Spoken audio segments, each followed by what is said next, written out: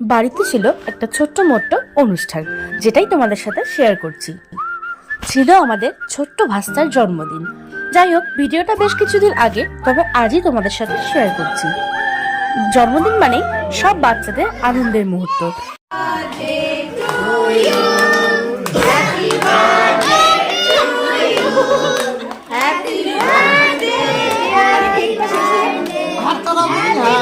কত সুন্দর বাচ্চাগুলো আনন্দ উপভোগ করছে। যাই হোক, তারপরে খাবারে চলে আসলাম। ছিল চিকেন কষা আর স্টাফ আলুর দম, যেটা অসম্ভব দারুণ হয়েছিল, দুর্দান্ত টেস্ট ছিল। ছিল ছোলার ডাল, চিপস, আর ছিল হচ্ছে ফ্রাইড রাইস, দেখতে পাচ্ছ তোমরা, একদম ঝোড়া ফ্রাইড রাইস, আর ছিল কিছু স্যালাড।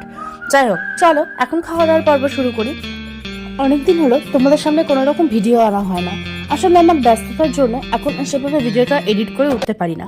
যাই হোক, অনেকদিন পর ভিডিও নিয়ে এলাম। আর এদিকে আমি